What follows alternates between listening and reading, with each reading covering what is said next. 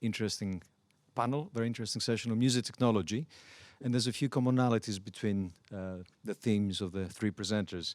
We're going to go in order of how it's printed. So we're going to start with Amandine on the Malian folk tunes and the use of music technology to create multicultural versions to explore technology use. Got the title? Thank you. Yeah? Yeah, that's fine. Or version of the title. Something So like that. please go ahead, give us a 5-minute intro to your video. All right. Well, Thank you. stop me because I may Sure. not be I'll good keep with the the timing. Well, I'm just going to assume that people have watched the videos to give you a little bit of a context, I guess, or background about this, how this case study happened. I should say it's a little bit of a side project, even though it's probably the one I preferred out of all the ones I'm doing. So I'm happy that I have this opportunity to talk about it today. So I got invited by ethnomusicologist Emmanuel Olivier in 2015, actually, when we first met at a conference in Paris, to work with her in Bamako, Mali, where she had been doing field work for some years. I mean, she started working in Mali in 2001, had a house in Djenné, and the coup happened in 2012. She flew back to France. And in 2014, she started being able to go back, but only to Bamako, and it's still what's happening now. And even some months in the year, we're not allowed to go because of very high risk of terrorism. So she invited me to do that as a French person who grew up in the suburbs with a lot of people from Mali or other countries in West Africa that were colonized by France in the past. I knew that that was the place to go for music. And Emmanuel had invited me based on a project I did in Kolkata, West Bengal in India, which was also a place to go for music. And so, I felt really gifted that I had this opportunity. So it's how it started. It took some time before I could actually get a position in academia and funding to go, because I had self-funded the Indian project, and I knew I was not going to do that again. So I started going to Bamako with her in 2018. And just a little bit of background about the Indian study. I mean, in India, I basically had an interest for the place, for the music of Northern Indian classical. And I traveled there as a tourist and spent some time in Kolkata and discovered how deep that scene was. And, at first wanted to do something with sound engineers, which is my job originally. But when I went to studios there, I didn't find that the techniques the sound engineers were using were particularly interesting to me to a point of making a study out of it. But something else happened. For the very first time in my life, my technical skills were not challenged at all, to a point that it really put me off guard the first evening I spent in a studio over there. And I thought about it, and I was like, oh, okay, I get it now. That's what would have been if I had a different gender. So it was groundbreaking, and I did go back and conducted a study that became a movie with musicians, and I did engineer everything myself pretty much. So when Emmanuel proposed me to work in studios, I mean, there were the anthropological side of it, which I was interested in, but also very scared of as a French person. It's like, oh, I'm going to go there, observe Malian people working. This is kind of wrong, as far as I know. But, on the other side, I knew she was, great and totally, ethical and paying attention to those things. So I was like, let's see how we can make it work. And what got me convinced is watching videos that she had created there. And I was like, oh, the way they work is really mysterious to me. Very creative, very different. So that got me interested also in really understanding how these people work. So that's how it all started. And I didn't get disappointed. It was amazing. And the way we were hosted in those studios was always amazing. And I was just there 2 months ago, and it was again amazing. So very, very cool experience as a woman producer, actually. Even though we unfortunately mostly work with men over there, but I hired a camera woman, and I try to pay attention to that as well as much as I can, but it's a bit challenging. So that's pretty much what it started, an ethnography. And very quickly, people were just asking me tips, wanted to know things, and all of it was very technical. Could you tell me what a decibel is exactly? Or how do I deal with this LU unit? What is this? What is that? How do you use a compressor? What do you think of this? And I felt really bad being in that position of the researcher who is not supposed to influence anything, the process, all this stuff that you learn, right? So I built the second part of the project as a critical ethnography, where we're exchanging data from observing how they work with the audio education that they want. And not just audio education as like we as white people come there and tell them what to do, but it's a full exchange. So the best sound engineers we work with in different countries, not in Mali, because there's nobody there really with very high skills, but people in Burkina, Ivory Coast or Senegal, we fly them to Canada, US to teach and to exchange in conferences, AES, or those things. So the partnership has been built in really both ways. Every workshop I run there, we make sure that it's a split numbers of instructors who come from the West and instructors who come from West Africa. And this particular project that you watch, basically, I did pay everybody for the first part when they were producing tracks, and that was part of the methods. That was a way to say, we commission you, like, you know, so. And so that was like kind of a fun position as a researcher to have. And for the second part, which was like what I did just 2 months ago, collecting feedback basically on what they did and what the others did, we exchanged that with mixing sessions, right? And not like just as a basic exchange. Basically, I want to release an EP, I guess, so a small album with those tracks, and they will be credited as mixer. And, you know, it's also like basically get them to that level of production. I'm also working on maybe getting them somebody to help them master the tracks, because I'm not a mastering engineer myself, so that they also start getting technical credits on international release, which is something they really can't get otherwise. So that's it, yeah. Thank you very much. Let's continue to our second part of the session with Ewan Stefani. Did I pronounce that? Ewan Stefani. From Leeds, creating a common vocabulary of sounds across analog synthesizer formats. Okay, so I'm interested in analog instruments, synthesizers in particular, and I've spent the last 2 or 3 years looking at existing research into these instruments to see what has already been studied. And I discovered that there's not an awful lot of previous research into the practice of using synthesizers in any kind of musical context.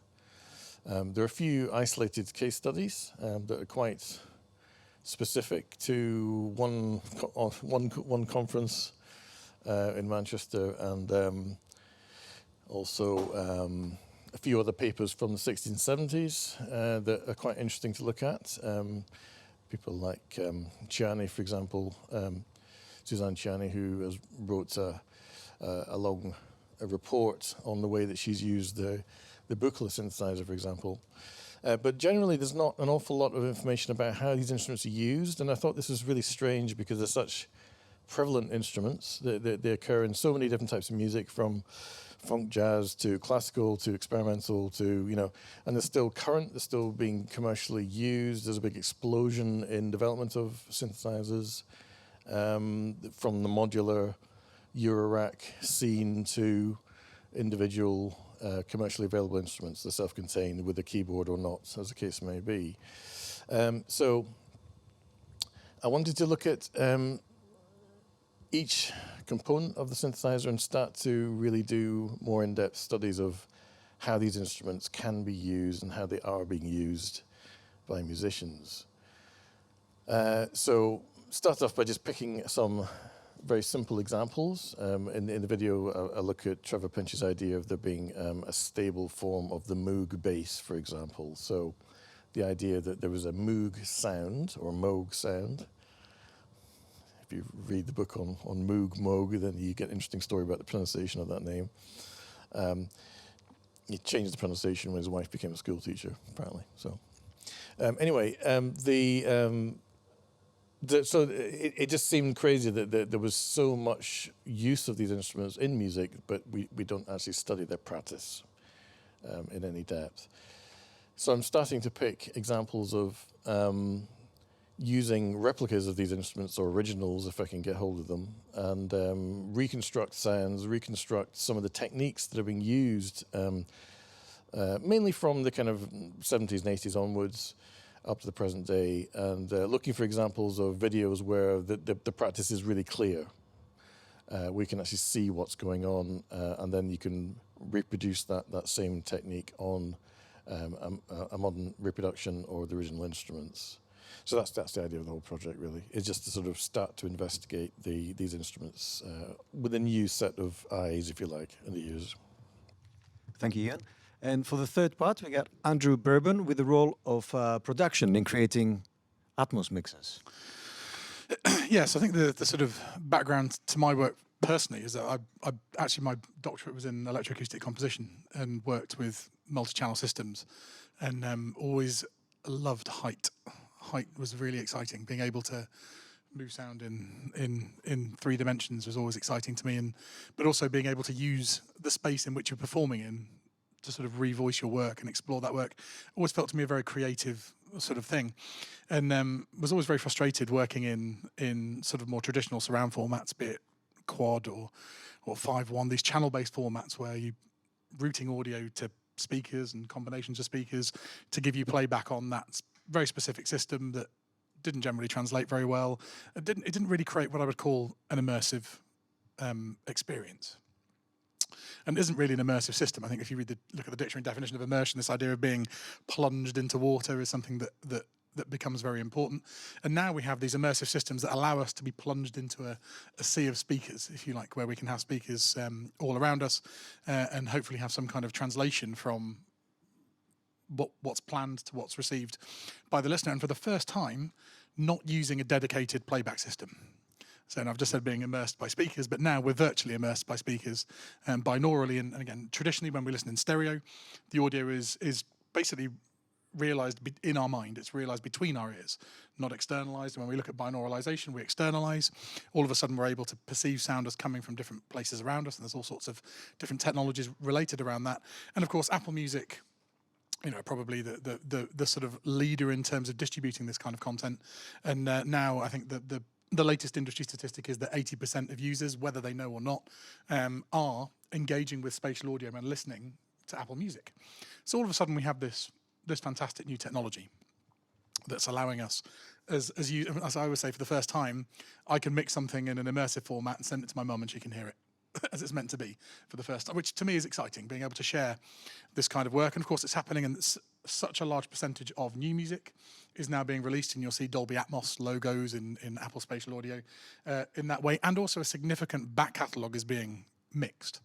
But the interesting thing for me in studying this process of mixing this, when we look back at early stereo, we'd have the band on the left and a guitar solo would pop out of the right or something, or you may have been in a pub or a club and heard a Beatles song where you're sat upstairs and you get some vocal and drums, and downstairs you've got guitars and whatever else, and you think this is a really weird sort of disembodied Beatles experience that happens because of the way they were using stereo. And it's taken a long time really to develop a language in stereo, and actually we are able to create immersion as an experience through a stereo or even a mono system, to be honest, using the techniques. But there's a whole language of production that's come from learning how to make the most of stereo. We can move things forward, backwards, bring energy to something, change performance gesture, make something sound like it's being hit harder, or connect with a memory or whatever it might be. We have all of these things that we can do despite being not in an immersive system. Now we're in an immersive system. I'm like, this is fantastic. How great is this?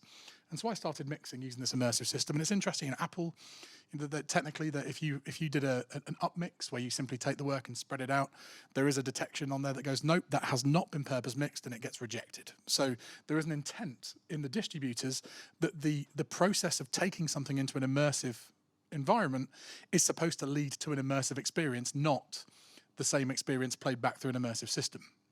And the thing that really interests me is at the moment, the catalogue that's being mixed, the new music that's being mixed, is being mixed from stereo.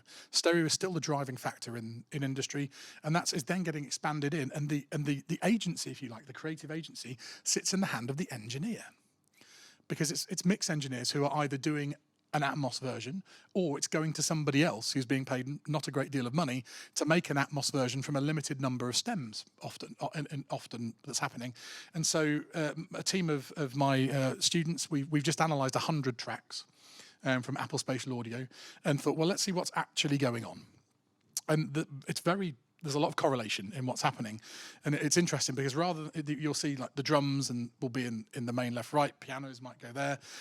Actually, funny enough, in 100 tracks, I think we heard like 4 guitars, but they were often there. And then synths might, synth's really interesting. Bass is super interesting because depending on whether it's an acoustic bass or a sort of clean electric bass or some of the synths, you know, you're talking about, the sort of more removed you get from the acoustic, the more interesting people are being.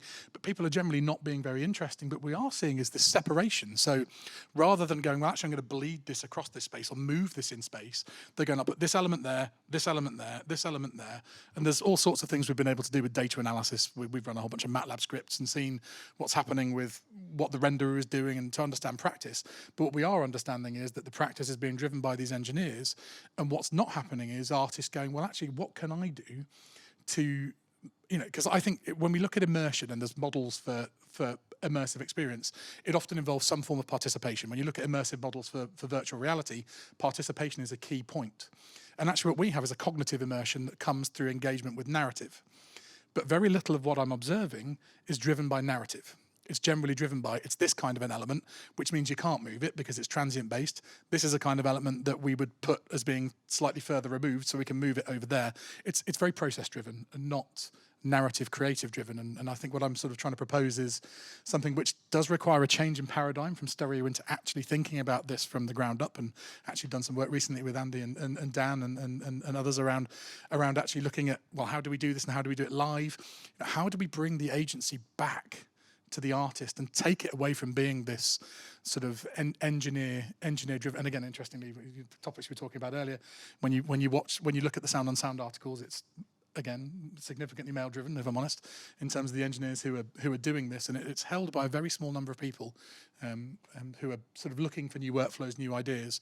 And actually, I think it should be part of the creative process. I've gone over slightly, but that's my thought. Yeah, no worries. Thanks to all three presenters for the wonderful videos and presentations and intros here. I just wanted to start with, there's quite a few commonalities that we could pick out from the three papers. One of them for me is methodological, and I can see that all three of you are looking at practice of others, even though you're all involved as practitioners as well, on different levels.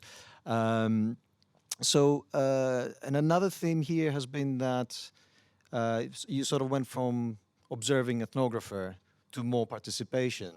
So my question was about how dynamic the methodologies have been for all three of you, how they changed during the process, and why did you also choose to look at the specific amount and level of sample practice, in any order you'd like to pick it up.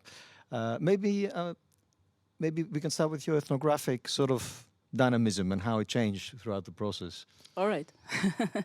Well, there's something I've written in one of my papers that is actually more about gender discrimination than anything else. But I wrote something about how, as a sound engineer and music producer, I consider research methods as a tool in the studio. So if it doesn't work, just change it.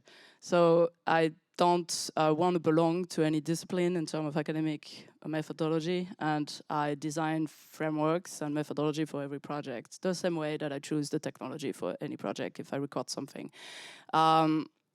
So that creates a lot of misunderstanding in academia. and people are, yeah, but you can't be an expert in everything. Of course not, and that's the advice I give to all my students. Collaborate. And I think that goes with what you're saying. A big issue with sound engineer mindset, I would say, is that they embrace the determinism of technology way too much, the same way that some academics embrace the determinism of methods too much. I think it's exactly the same thing. And that leads to process-driven production, as well as that leads to methods-driven papers. And I think in both cases it's bad, because it is very biased by the actual tool that you're using or the actual methods you're using. So I tell my students, well, collaborate with people who have the expertise of the methods you want to use. And your job as a producer, sound engineer, and researcher is to find out which one is going to be the most, appropriate for what you want to do. So it's a big, ambitious position, I guess. But that's kind of what happened. Now, for that particular project, I'm indeed also a practitioner, a co-creative, I would say, person on the project. And I think it's my hat as a music producer, but I'm using the film medium to do that, which is already what I did in India. And it's a way of removing the gender issue of being a music producer in the equation. And I love cinema. I wanted to be a film director when I was young. It's all my own fault if it didn't happen. I got scared with the ambition. I had studied music for many years. I was good in science, and it just became very clear that I could do that easily compared to be a film director. But I'm really feeling good with that position as well. So I'm trying to use this slightly different hat to kind of manage a project and bring together science and art, I guess. Yeah. That makes sense. So yeah, absolutely. So I wonder whether, as a sound engineer, I mean, it's a pretty recent industry and art form. If we look at the grander scheme of things, whether in a way you have to be a methodological bricklayer, like you said, in the studio anyway, and you bring that sort of disruption to the studio to do mixes, to find a fault or a new way of doing things, as in the work of Andrew. You said, we just about figured out stereo, and what were we doing with the format initially? So how did you analyze those 100 mixes? What was the process of trying to find out the commonalities and the patterns in there from a methodological perspective? Yeah, because I think I'm engaged in practice myself and working commercially doing this work, but noticed that I was doing it very differently to what was becoming an established norm. And I think when you are trying to show that there is an established norm, it's important. And I mean, I work in a school of computing and engineering as well, where if there's not numerical data to prove it, it doesn't exist. So I sort of felt obliged to prove it beyond how I would in the past, which is just to listen to it and go, well, that's happening, and engage in practice to explore these things.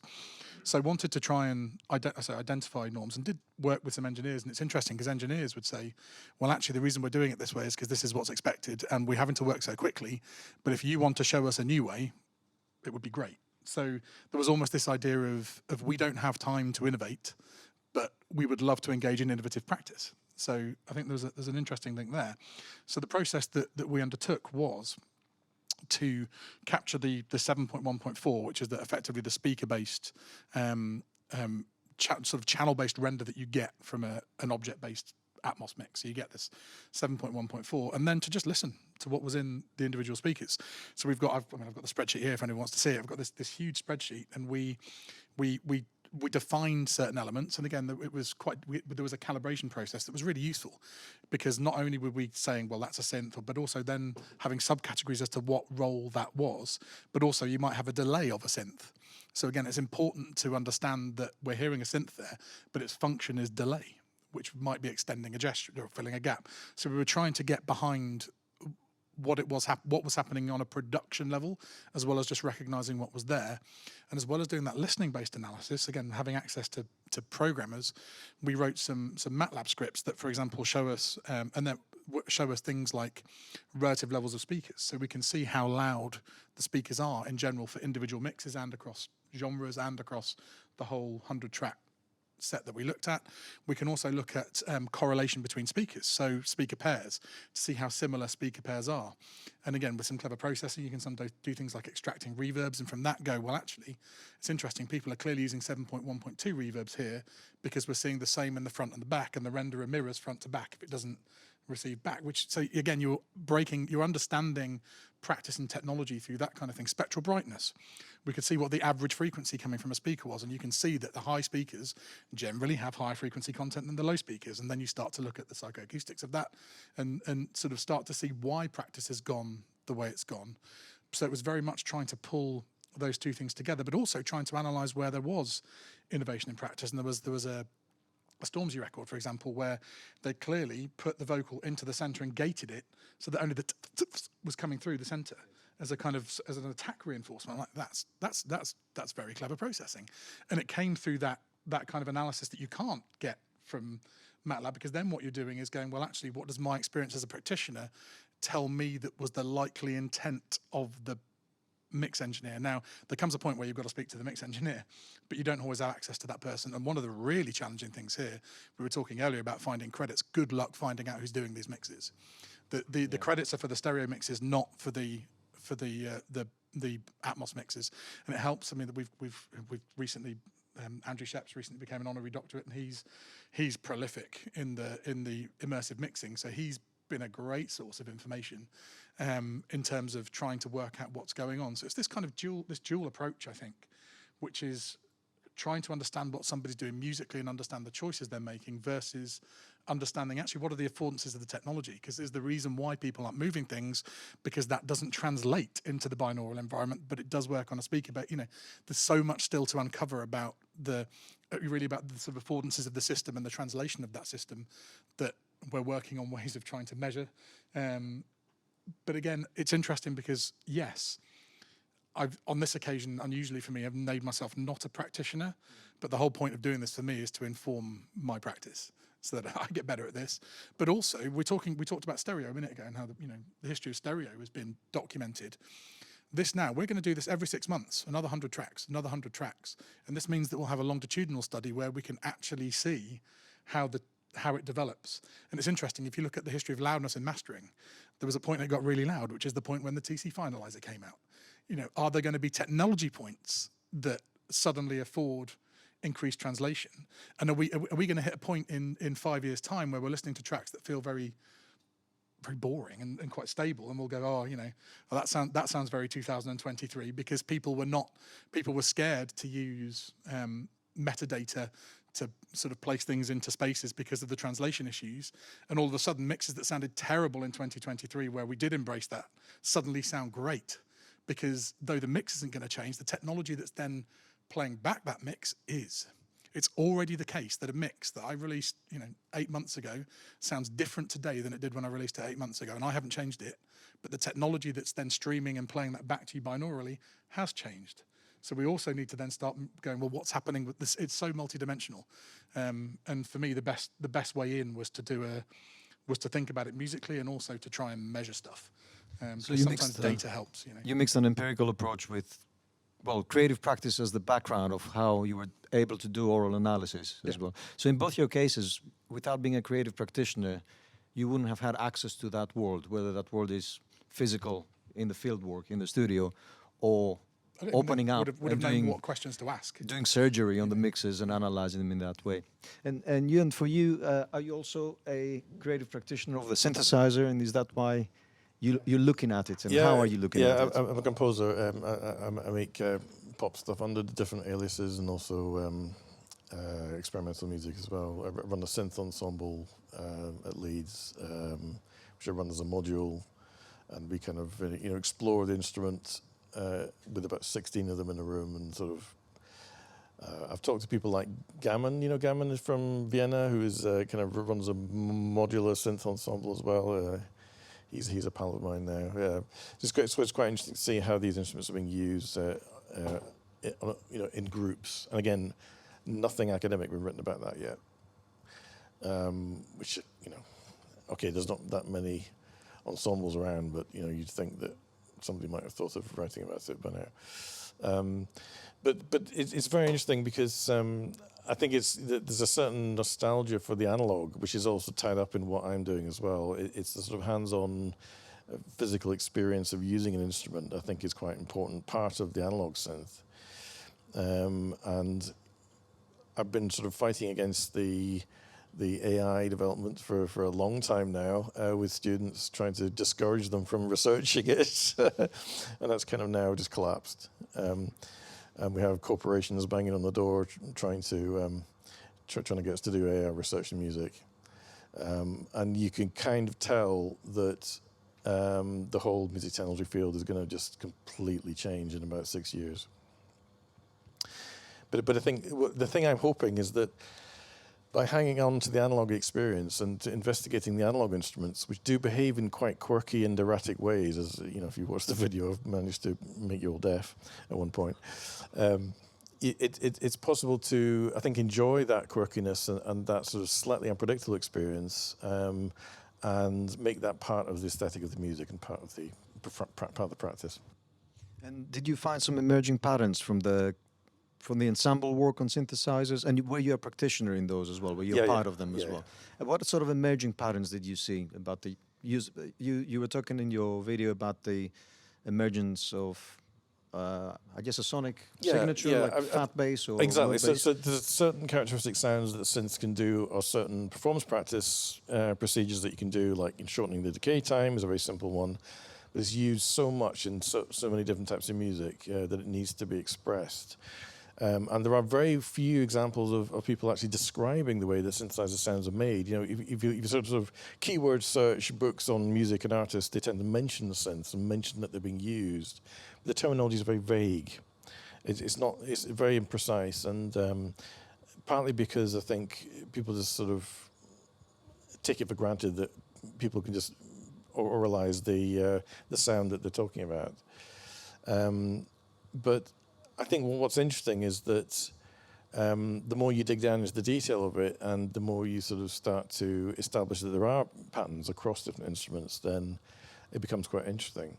And that you see this as being a more generic instrument than you might have considered before. So in the ensemble work, for example, we found that thinning out the sound is really important. You know, when you have multiple instruments, you need a thin sound, you need to think about spectrum balance. It's very much like an engineering problem, you know, getting the mix right. So we don't use the keyboard as a keyboard instrument because the students are not often coming from a music background, and I've done this project in community work as well, where nobody plays piano, you know. So it's all about the control panel, all about using that as a creative instrument and finding patterns of movements in the sound that then work when multiplied by 8 or 60 players. So it tends to be quite exaggerated, slow movements that work nicely. It also tends to be sort of rhythmic patterns that can start off synchronized and then drift, or can be embellished in different ways by coloring the sound. You know, the filter frequency control is such an important part of the tone color of the instrument that is something that is quite universal. So yeah, there are lots of, I won't bore you all with lots of examples, but there are a lot of sort of archetypal examples that I'm going to be writing about soon. Great. So moving on from methodologies and commonality there, again, by you all being creative practitioners in these research projects, my next question related to the whole theme of the conference is outputs. So it sounds like you're creating outputs while you're doing the research. Maybe in the case of Andrew, you're looking at your practice as an Atmos mixer, or as a spatial mixer. And so that's the next step maybe coming after this paper. But for the two of you, it's been performance in the ensemble and also releasing musical outputs from the experience. Do you find that really important as creative practitioners who ended up or are also researchers? What's the usefulness of that? What is the impact of that, creating outputs out of the creative practice methodology? Yeah, that's a difficult question for someone who I have been in the UK only for a year and a half, and I'm still trying to understand what impact means in this country. If somebody can explain that to me over lunch, I would really appreciate. It's an attack envelope. Yeah. So yeah, I mean, I'm reading a paper by Lucy Durham, who is a big expert of Malian music. She did a paper on, you know, the generating impact from creating recordings in Bamako. So I was like, oh, maybe I could use that for my impact case study. Who knows?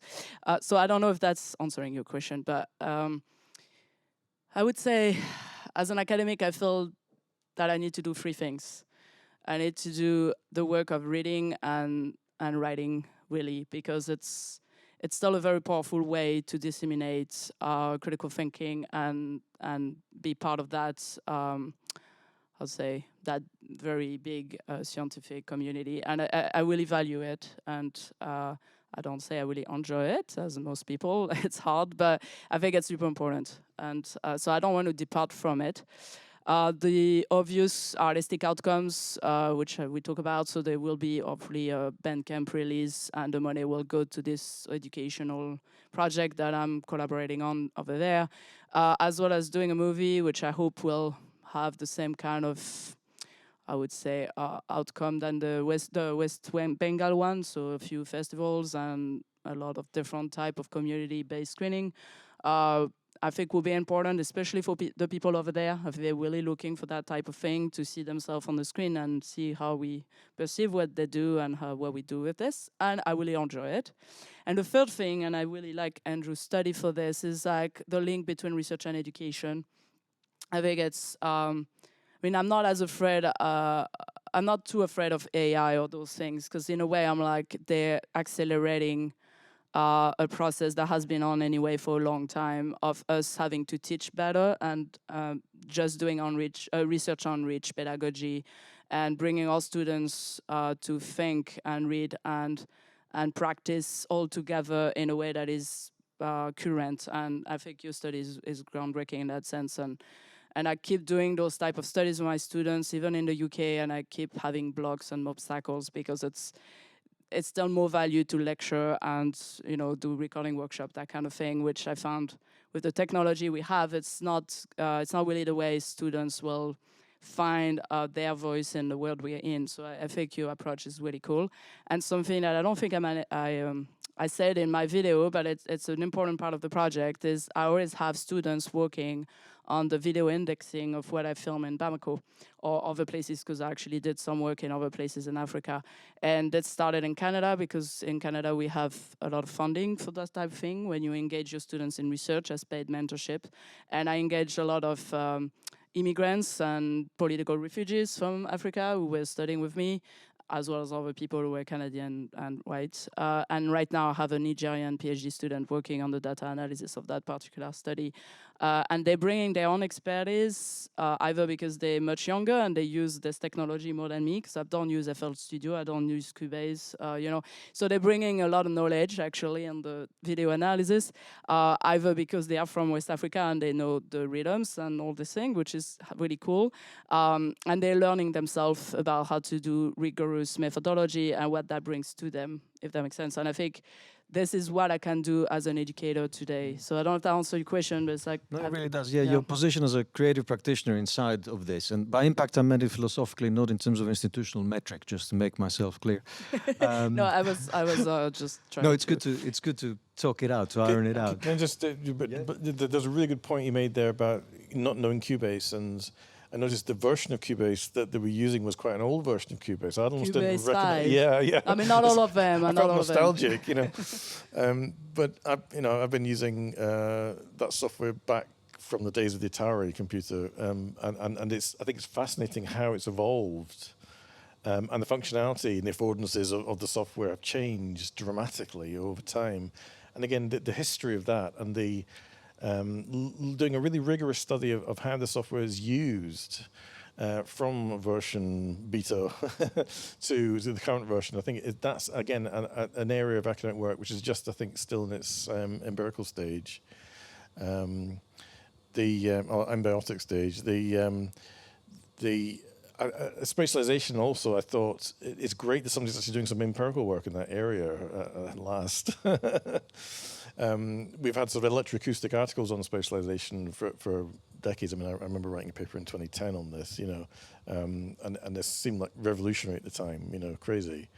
But it would be interesting to go back to the electroacoustic composers like John C. Harrison and talk to them about how their use of space compares to what's now becoming a common practice.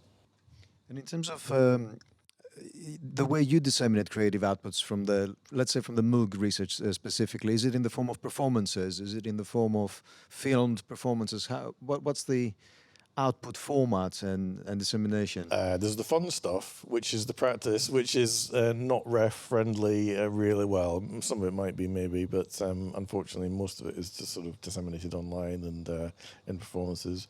And then there's the academic stuff, which is book chapters and that sort of thing. And for you, Andrew, I mean, this research, we'll get into ethics a little bit as well in a minute, but obviously you know, in the sound engineering world, we tend to be a little bit more open about sharing techniques, because we tend to know they're almost useless in unpracticed hands until they become part of the vocabulary. So it's a bit like saying, here's how grammar works. They get in the way, don't they, actually, if you don't understand them then. But it's, I mean, there's a bunch of engineers and practitioners who don't really like their secrets unfolded, to use a word from spatial audio.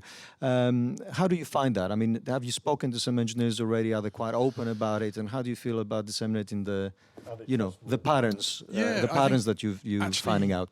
People who I've spoken to have been remarkably open in sharing what they're doing. And what's interesting is that people are ending on the same result through massively varied approaches.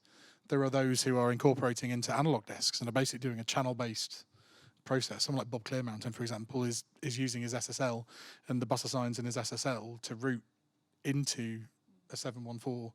And so, you know, it's interesting to see people using, and again, it's funny, like CLA will say, oh, I can use a different console and I still sound like me. That's because he has an established sound and workflow, and he's now working in this environment. And you can hear the translation again. And these people have realized that you can monetize the sharing of these techniques, and people lap it up and then realize that, you know, you buy Hendrix's guitar, you don't sound like Hendrix, you know. So why would using someone's process make you sound like them in the same way? I think it's an interesting thing. But I've generally found that there has been an openness, and I think part of that is because it is so new, and people don't really know how to sort of make the most of it yet. But also, you know, Spotify haven't embraced immersive audio yet. Who knows whether they will? And they're obviously a major player driven by labels. Apple's a really interesting one that they have, because actually they're not driven by labels. You know, they're a distributor, and you know, whether they've gone, well, actually this is a way for us to establish further into that market by being a leader, because for them it's not just about music, it's also about film. Because actually the technology we're using is basically sort of creatively abused in many ways, and is much more film centric in the way that it was originally designed. And the music industry is a much smaller, you know, industry money wise compared to that in terms of the impact of it. So again, I think because it's early, it's not yet established, and it's interesting. I mean, Jonty was my PhD supervisor, so I'm speaking to Jonty about this. But you know, to try and go, well, actually, here's a community of people who've had 40 years of practice in making use of space. We need to learn from them, because, you know, you look at people, you look at writings on electroacoustic music, and you can apply everything that's said about the fact, you know, it's a language that you have to understand to appreciate it. There's the ideas, all of these gesture, all of these ideas are Spectral morphology. Spectral morphology. It's pop music. You know, when you use a compressor, you're manipulating spectral morphology on every single dimension. And unlike spectral morphology, they didn't write about how they diffused. No, very little. Which I was mean, so frustrating. Jonty wrote a couple of papers. I kept saying to people like Adrian Moore and Jonty, you know, for God's sake, write about it, or at least try to work out what you're doing. Yeah, I just got to watch them doing it and take from that. So again, that kind of observation of practice and almost reconstruction, which I guess, you know, is a route that you're really going down in sort of, well, actually, I can't find out how they did this, but I know what the end goal was. So if I can work out how to get there, I might be able to understand the process and interview and discuss. And, that's the thing. The interesting thing about the role of practice research is actually the hands-on aspects of it. You know, and I think it's wonderful to see the Mali studio. You know, just seeing inside that environment. You know, it was something we could never normally do. And seeing all these people collaborate in this kind of crazy, chaotic way, but it's great. I always think it's such a shame that they're trying to sort of standardize what they do, and it's understandable that they want things to sound commercial, but in a way, I think they're missing the originality of the whole studio as a sort of community approach. Yeah, and the musical results are so original as a result of that.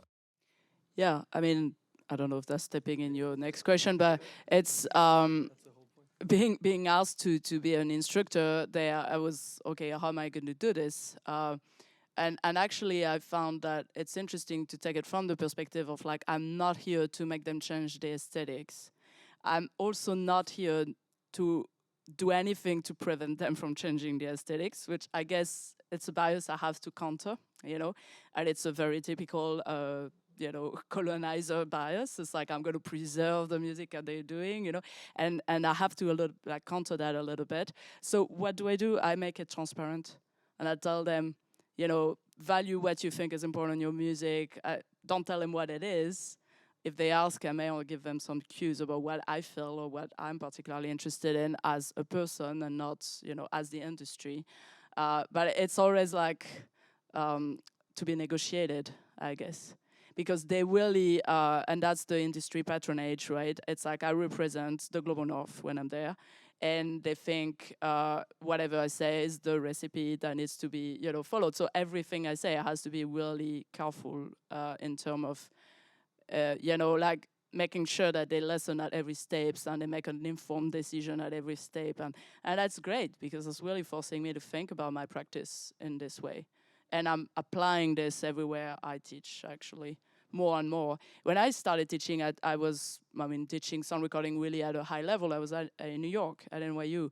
And that was amazing because I had students who were really 100 times better than me at creating music. That was like very cool. I just had a bit more knowledge about how to use the technology. So they kind of forced me to be like, all right, like give me what I need to get where I want, which is very New York. And I learned so much being in that city for 5 years. Like I learned almost everything I kind of do now in terms of being a researcher and a practitioner and educator. And it was just great to like be with these millennials who were extremely arrogant and extremely self-confident and just exactly knew where they were going when I had dealt with my self-dopes the entire time. So in Mali is the exact opposite. They're just positioning themselves as inferior and I have to completely be in that position that I developed in New York, if that makes sense. Yeah.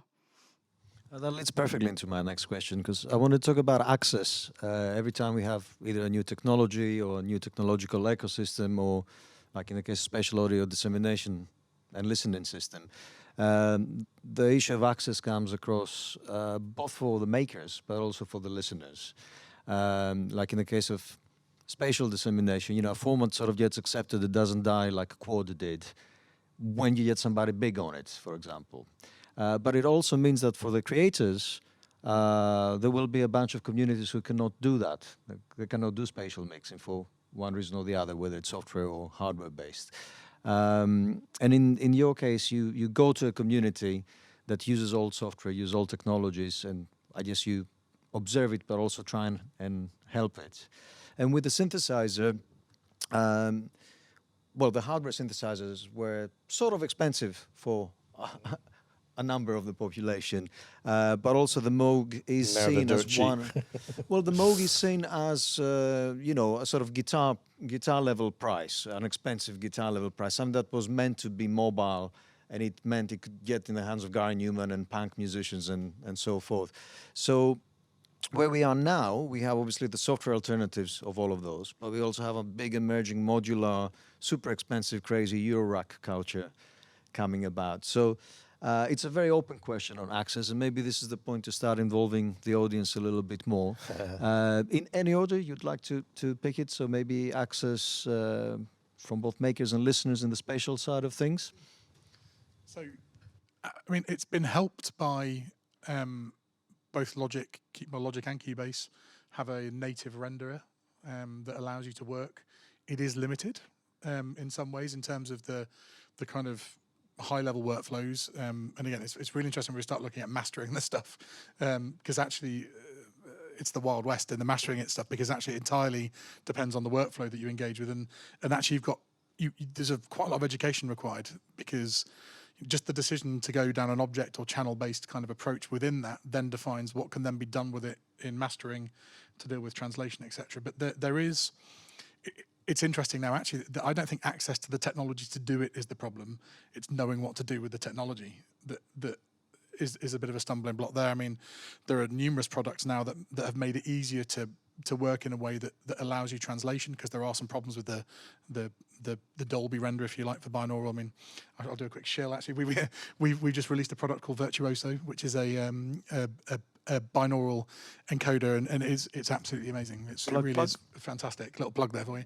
But it again, it lets you. It feels like you've got speakers around you when you're working, and that has to be the goal, I think, in terms of, again, creating that accessibility. But again, you can still do that with the products natively, but the experience is significantly enhanced if you have head tracking. And of course, head tracking is then another layer of hardware interaction that needs calibrating. So you move it further away. But actually, anybody who downloads Logic who owns a Mac, who downloads Logic from the App Store, can work immersively. But it's so easy to do it badly because it's so new. And I think maybe one of the reasons why it's still quite open is because though we are seeing examples of defined practice, it's almost about safe working. What we're seeing at the moment, the music that we're seeing released at the moment is I think driven by a safe working practice rather than a creative working practice. So until it becomes established, everyone's quite open. But also, one of the difficult things is, like, you might, all right, I'll download Logic. I'm going to go home and make an immersive mix tonight. How do you get that heard? because actually your independent distribution tools, and there's numerous ones out there, we all know, DistroKid, all these sorts of tools, you're not releasing immersive music through there.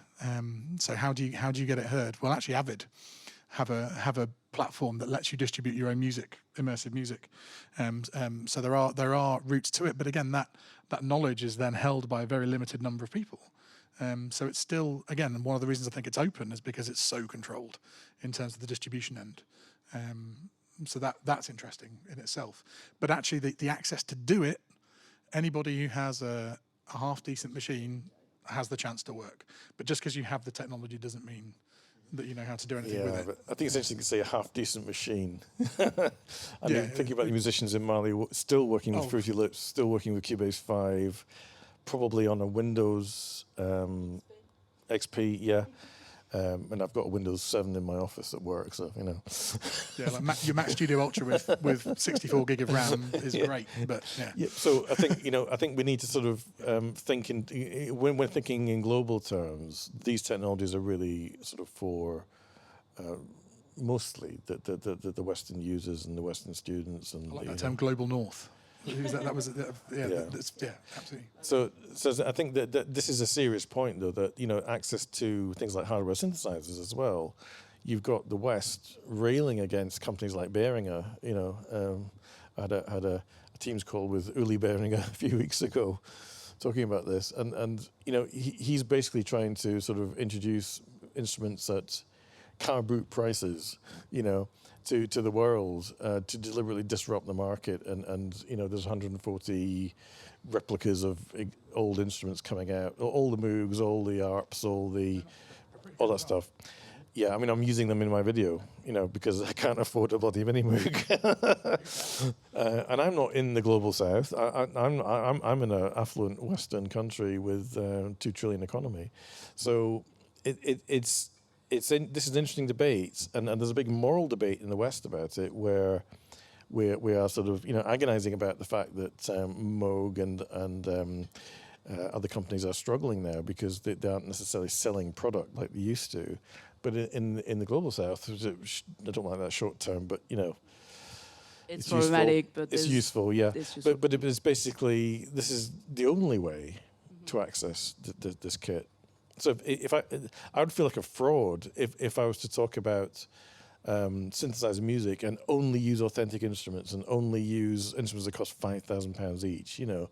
I would feel like I was being completely disloyal to the rest of the world if I was just limiting my research to those instruments and saying you have to do it that way. That seems just ridiculous. And you mentioned knowledge as a sort of gatekeeper as well, not just the technology, to bring it to work with the community in Mali. So the ethics of the access combined with the pedagogy. We have universities with SSLs, and we train people, and then they go home. They don't necessarily get a chief engineer position in an SSL or Neve-style studio. So I think that's the other aspect of this. They can come here, have a big Eurorack fun 3 years, and then it's like, okay, I'm back to my plugins on a PC. How do we ensure that the technologies we've accumulated, at least in the Western universities, allow us to teach in a way that's useful afterwards, in terms of technological knowledge, not just the principles of things? Can I answer Yeah. this? So a few years ago now, I started working at the University of Lethbridge in Western Alberta, where there's an SSL duality for the 8 tracks. And we have other type of thing, actually. We have a Moog, and we have a few things. And of course, we have digital audio workstation. Well, we had digital audio workstations and digital synthesizers, open source ones, etc. And I quickly noticed that in my student population, there were a huge divide. And that divide was extremely racial and class-based. And so let's say, white-born Alberta people were all about analog is better, it's warmer, it's all the stuff we heard so many times, right? And they were 20 years older. And they were coming mostly from a folk or country background. So the folk one were finding themselves on the left side of the politics and the country ones on the right side. But I didn't hear a big difference in the music. I'm horrible. But the love for the fetish was pretty much the same across political ideas. And then I had students who were not related to each other in any way, but they were combining people coming from the First Nation communities that were just around, born there, with a lot of immigrants or second-generation Canadians who were not white, as well as political refugees from Syria, South Sudan, etc. This is like the social scheme of Alberta, which is Southern Alberta is one of the poorest places in Canada, and I was working in this type of public university with tons of funding to get a lot of people, a very large number of people educated, which is awesome. And I thought, so I had all these students who didn't want to learn the SSL and were using the fact that they were never going to have access to an SSL after they left the school, so they were not going to learn it. And on the other hand, I had these people who were like fetishizing the thing and, not really learning it, just like as soon as the signal passed through it, it's better. And so, And so we did a study that compared the mixing tools in a blind test, and they had to replicate the stuff both ways. So the ones who were digital-based had to do the mix in digital, and we replicated on the SSL using the wave plugins of, SSL duality.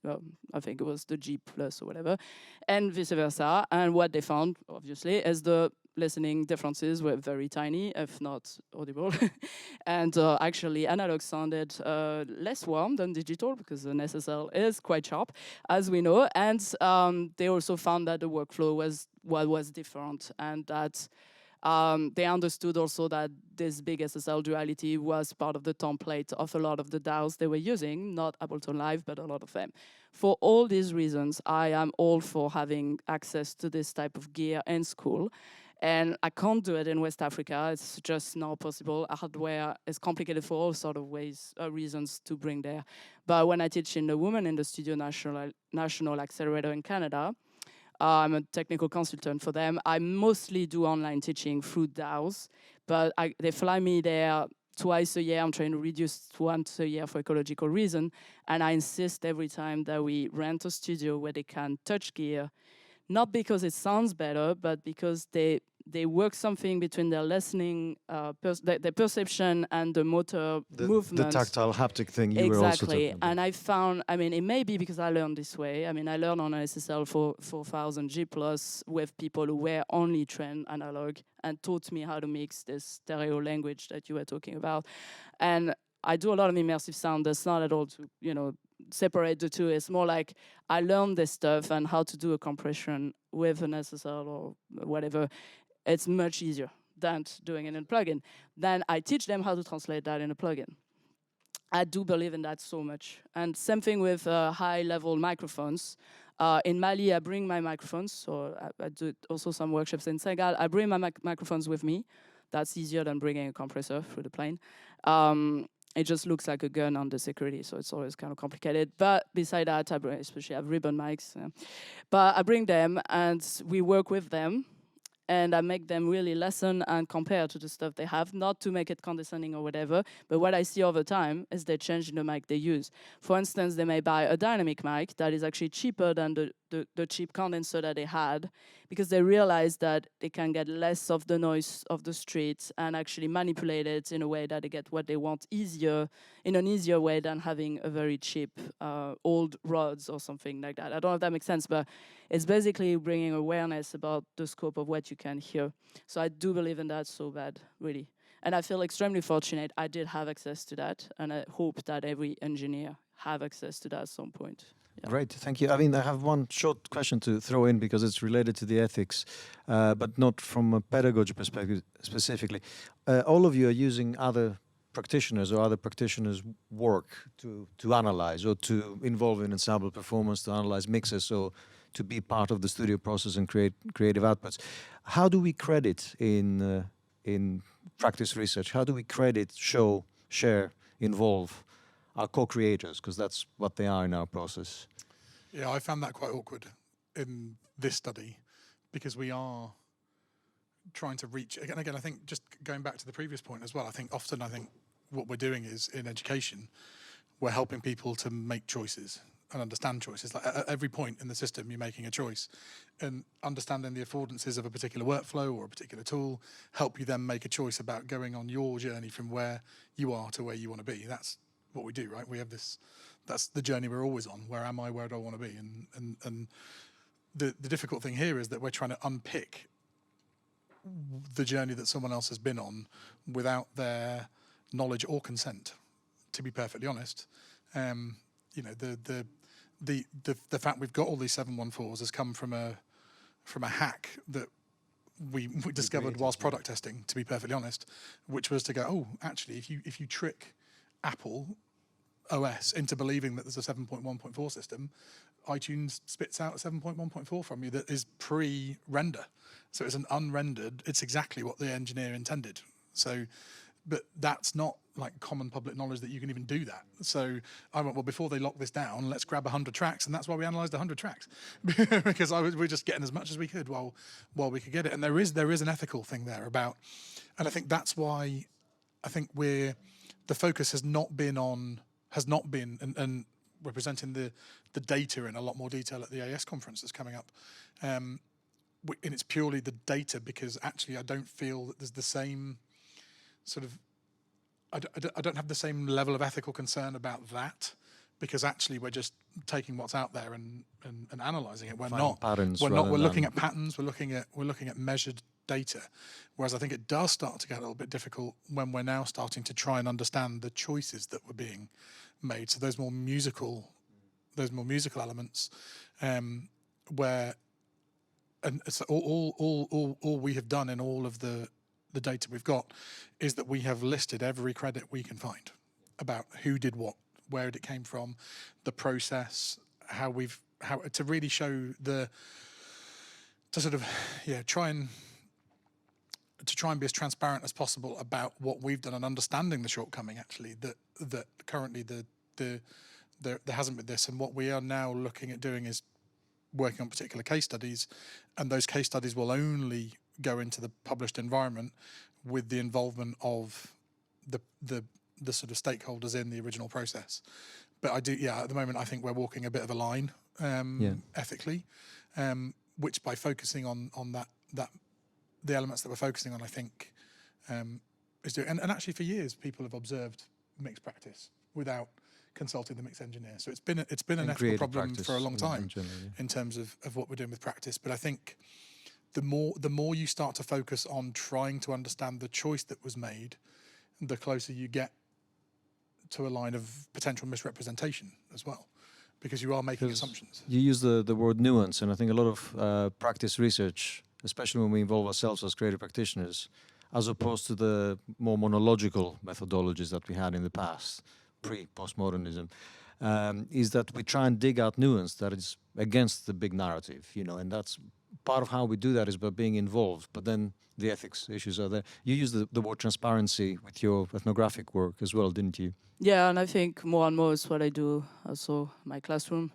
I found that like if we direct and if we say and we put it out there, we give a chance to everybody to give their takes on it, and it makes me reflect upon what they say and kind of move on and find a different thing. I mean, now for the case study that you watch, it's pretty easy because they're doing. Again, we pay them for the sessions. That we try to have that kind of line of ethics when we're in location. We pay people when they're doing like work that they will be paid for normally, or we think they should be paid for, I guess. So we pay them, and we pay them the price that they're getting paid there, because we don't want to be like a new competition that changed the whole scheme. That is important, right? If I pay them double than what they would normally get, it's kind of doing. Well, it's also creating some tension that we don't need to be like contributing to that. So we do that, and they get credited for what they did on the project. So that's easy. Now about their participation as participants, I guess that's where I'm exchanging this kind of knowledge and knowledge. I'm like, well, you give me knowledge because you tell me what you're doing and you feedback on that, give me insights on what you're doing. I give you knowledge that you want to know. So I think that type of exchange has been working. And then how do I credit myself? I guess is the point. I said that's why I'm using the film director thing.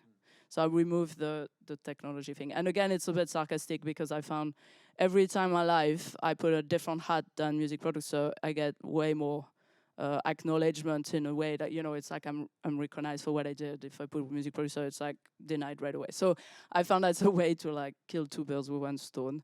I also mentioned that a PhD student, is working on the data analysis. He has not finished, so nothing is used in this case study. That's why he's not credited in that particular video. And with students, I pay extra attention because I think as well as we have issues with credits in the industry, we have issues with credits in research, right? And it's very easy to have a bunch of students working on something and then they don't get credited. That doesn't mean they need to have authorship. That depends, how much they work on. That is a complicated thing, but they need to be credited. Camera people are credited on talk, like everybody, the translators, even my driver is credited because my driver is the person who is basically responsible for my security in a country where security is a big deal. So I credit him because he's doing an awesome job at finding out in some places, how do we get out if there's any alerts that we need to get out. And he's risking his life basically by, driving this big Toyota, whatever. So he's credited because of that, even though I don't write that in the papers, but it's important, yeah. And when we do workshop, we credit the catering, we credit, like it's trying to really be as inclusive as possible and recognizing. Because we would do that in creative projects in industry. So I think in research, maybe that's a similar model. Exactly. In my video, in the video I've done again, all the students who were engaged in the research are all credited in there, and we are publishing together at AES. So again, that will be something where we're all named on there because I think it's so important. I think it's so important to recognise those contributions. And yeah, I was going to say we've got about 20 minutes left. Should we open up the floor and? Yeah, sure. Let's start with Sam's question. I did this last time of jumping in and being the first person to answer in the last session, but I'm going to do it anyway. I felt those things all, for me, pose a really interesting question that goes back to the very first one, which is the methodology one. Because I wonder what there is, if anything, in... Well, again, I'm not sure what to say about our subject area because, we've said music technology. That's a kind of thing that doesn't exist as a job and doesn't exist as anything, really. It's piano tuning, right? Yeah, exactly, yeah. That's what it was in the 80s, isn't it? Yeah. But, there's things about the way that we research, in particular people who are practitioners, but I think it also makes it different when you're a practitioner with technology, probably more so with sound engineers and producers where you're a sort of service industry within, but also just in general being a collaborator in a musical process. And the way that we understand by this sort of emic, well, it's not really an emic process in a lot of ways. We're doing a study of other people, but our emicness of being a practitioner before we start, it's not like a sort of ethnomusicologist going to learn how to play an instrument in a different culture and sort of immersing themselves. We've got a whole bunch of preconceptions about how stuff is done, and we understand certain things with a bit more nuance, I guess, and other things, our preconceptions get in the way. Well, okay, one thing that immediately reminded me of is the sound, what's it called, music room analyses that Alan Moore did of stereo mixes. Soundbox, sorry.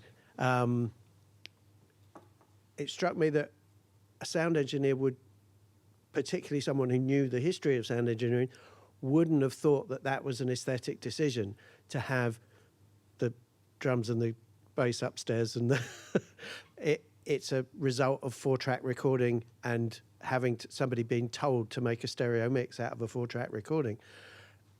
That triangle, those weird mixes are all to do with limitations in the technology, not an aesthetic decision or an aesthetic decision that had to be made within really, really stupid constraints. Is there something then in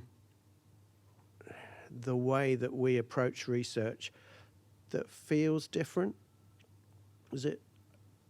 I don't want to sort of make us sound special, but I just wonder, because I think there are things that are bad about the way that we do research and things that are good about the way that we do research, but I do feel that there are interesting nuanced differences between standard ethnomusicology, if you like, and a lot of the ways, and obviously, again, there's crossover.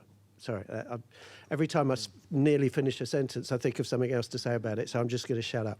Amandine, you mentioned about putting yourself in the field and announcing a sort of line of transparency. Maybe is that one of the ways you involve yourself in the nuance and the way we do it different? Yeah, I mean, in that particular project, I work with Emmanuelle Olivier, who is trained as a traditional ethnomusicologist. She was a student of Simra Arum, so we could not do more than that. And she did her thesis with Bushmen in Namibia, so, you know, really deep in the real anthropology, colonialist and everything. And now she's probably one of the first ones who stand up against this way of doing things. And that's what I knew about her before I actually met her, because she started studying how people record as a way to say ethnomusicologists should not record, you know. Now, I mean, I mentioned the work of Lucy Durham before. Of course, there's also, you know, things evolve over time, right? We have different ideas about what decolonization means and all these things. And she did a great job at bringing visibility to a very large number of amazing musicians in Mali. So, you know, and she did it with the studio locally. Unfortunately, the studio was owned by 2 French people and all the stuff that goes with that. And she brought engineers from the UK to do those recordings, which as a sound engineer, I feel it's wrong. But, you know, there's a part of this work that is important, and I value it too. So Emmanuelle was the one saying, no, ethnomusicology should not have the right to do that because it has too much impact on the way the music is perceived by the rest of the world, and it's colonialistic. Now, the reality is, all the people I work with in Mali, as soon as their productions become interesting for the global market, it gets mastered and mixed abroad. So, you know, what you try not to do as a researcher is happening every day. So that's like something to keep in mind. So I think putting that on the table and talking about it is important. However, I have to say that without Emmanuelle, I can't do this work. Like, she is the expert in how to do ethnography location, right? So on an everyday basis, she does take care of, making the phone calls, deciding, you know, how we're going to introduce ourselves and like those things, because she knows how to do it. I don't. Well, I mean, I'm learning on the job, but she still has control. And very often I ask her questions, because obviously I'm in contact with those sound engineers through WhatsApp like every day, right? So, and they send me tracks. So I have my own autonomy on how I interact with them when I know them. But every time we meet somebody new, she's really like driving the way we do this.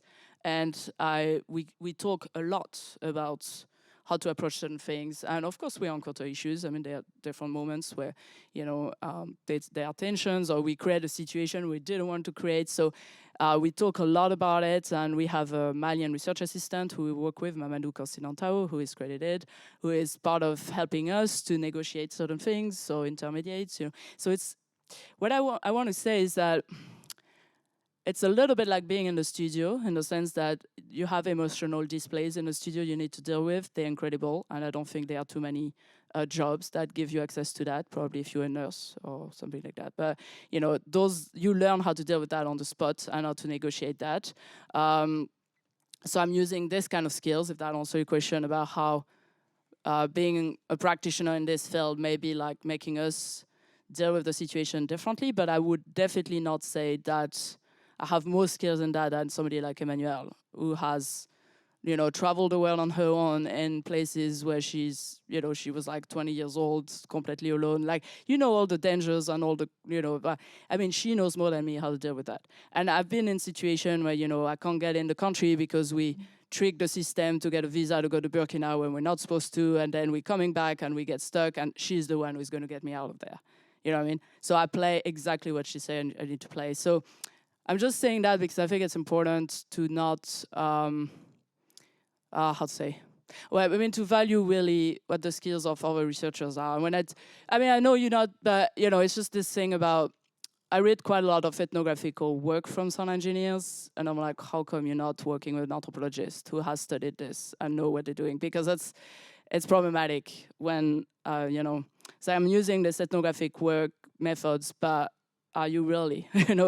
And this is something I'm trying to really pitch in my publications, my teaching, is I've done sociology work as well with a cultural sociologist who was really expert in intersectionality and that type of thing.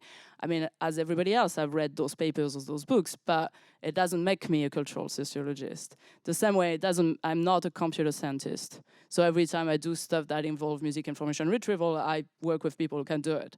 And I think it's super important. And I think there's something funny because when you're a sound engineer, you keep working with others. So I think the fact that you say, well, as you practitioners, but you work with other people, of course, because we don't do things on our own so much. It is something, as practitioners, we constantly work with others. So it's a normal thing to teach. It's a normal thing to do in research.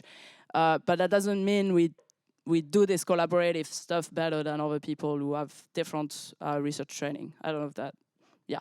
Talking just about ethnomusicology particularly, it is really a skill. And I have traveled, I'm well traveled, and I've done a lot of mountaineering and crazy stuff. But it's a skill to be able to access information in any kind of environment with all the dangers that you can imagine in some places. It's something I could not do on my own.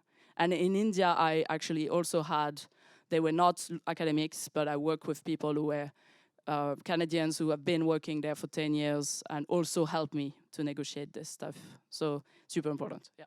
Yeah, I was going to say as well, I don't know, this is just a small comment on this, but I actually don't think that the UK research environment is helped by the segregation of units of assessment. Because actually we're very multidisciplinary in what we do, but yet often there are expectations within particular areas of research being done a particular way that sees research not being done in the best way to answer the question, but to meet the requirements of a particular unit of assessment by which a university is then leads to a global ranking, for example. So I think there's actually a really fundamental potential problem there in that sometimes we almost obliged to do research the wrong way, in inverted commas, in order for it to be perceived as the right way by a particular community who's going to be judging that. I'm sure you could do some kind of systems analysis of that, but yeah, that's a We have another problem. question at the back. Oh, is that me? Can I go? Yes, please go. Yeah, thank you very much, all of you, for your beautiful insight into the things you do.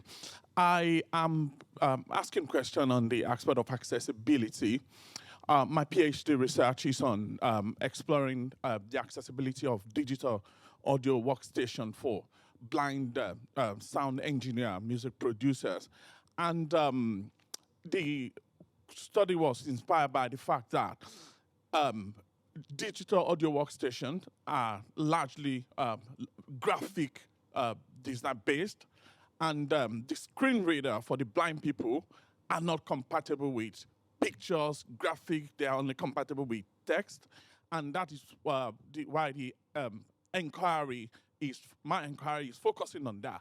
And you've talked about accessibility, and I just came back from Sierra Leone, and I had different thing in mind before I visited.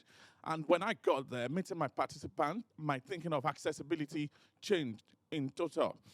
Now, you talk about having access to the skills to operate this machine. And my experience so far has been that most of the blind people around don't even have access to this equipment. And the three software that have limited accessibility are Logic, Pro Tools, and Reaper.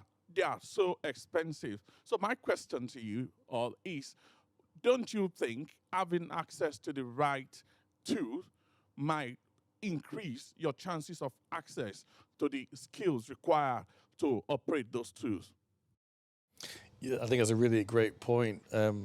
I had a blind student about 10 years ago who was working in music technology, and we found that Cool Edit Pro was the only software that she could use to do sound recording and music production work, because that was compatible with a screen reading software.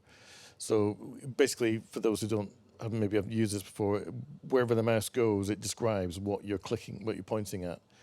Including some of the graphic displays. So when you're doing an EQ, for example, it will say, EQ band 8 hertz, that sort of thing. It's quite, relatively detailed, and the scripts can be quite well written for certain software. But my impression is that more recently, a lot of the software hasn't been hasn't been integrated into screen readers very well. Has become more graphical and more about the visual experience of using the software. I'm surprised that Reaper isn't. I mean, Reaper is quite compatible, I think. Yeah, it is actually, but to use it on Windows machine, you've got to get a third-party software called Asara. It's about $60, isn't it, Reaper? Yes, it's $60. Which but is $60 is a lot of money for Yeah, an average Sierra Leonean. Sure, yeah. So there's clearly a gap in the market here for new software that will have that same level of scripting that will work. It does tend to be on the Windows platform for some reason. Yeah, I've actually had an undergraduate student who, for their project this year, has built a sort of a glove-based controller that works in Logic and Pro Tools for spatialization with actually this very target, not just in terms of creating a more immersive experience, but also a more accessible experience so that people can work in this environment. But there is still that fundamental underlying issue that the current software developers are going ever more visual, which I think is a challenge that really needs to be taken on by the software developers. But I am pleased to say that there is a lot of work going on at the moment, I think, around creating interfaces for expressive interfaces that are potentially more accessible. Although there's always going to be an area where it's difficult. But I am pleased to say that there are developments going. But again, they are going to require a certain amount of privilege because the technology that's required to then make this, although actually they said, well, it doesn't cost much. It was only £60, and I'm like, well, that's still £60. Yeah. So I think there's always a barrier to entry, isn't there? Oh, I just... One more question. We have time for one Is it more. on? It is. Okay, good. Just to tack on to that question about accessibility, just to say that earlier this year I was at ADC, Audio Developer Conference, and accessibility is a really hot topic, and they're very proud of this whole thing with like the new version of Juice that came out in 2021. Very proud of the fact that it's very accessible. But what I observed was just this kind of like just a capitalist feeding frenzy environment that's there. Basically, everyone wants Juice to make their high-end, world-class DAW that's very expensive, just the thing that everyone's forced to buy. And so it's this kind of the capitalist nature of software development that has infiltrated music technology under the guise of accessibility, I think is actually quite insidious. And it's, Juice is excellent, but who can get it, right? And you have to buy the most expensive, latest version of the three big softwares. And so I just wanted to tack that on because it's not necessarily a case of it becoming more visual. It's the case of it becoming more expensive and requiring a high-end machine to run. And that is what's pricing people out of accessible means of production. Yeah. Ironically, AI could help with visual impairment, for example, because you can give text, spoken instructions, like separate my bass part from all the other instrumental parts, make my bass audible throughout the song. High-level instructions like that can then be translated into EQs, compressors, and other effects. And that's being actively worked on at the moment to make a whole DAW operational from spoken instructions. So it's great. Someone should sample that.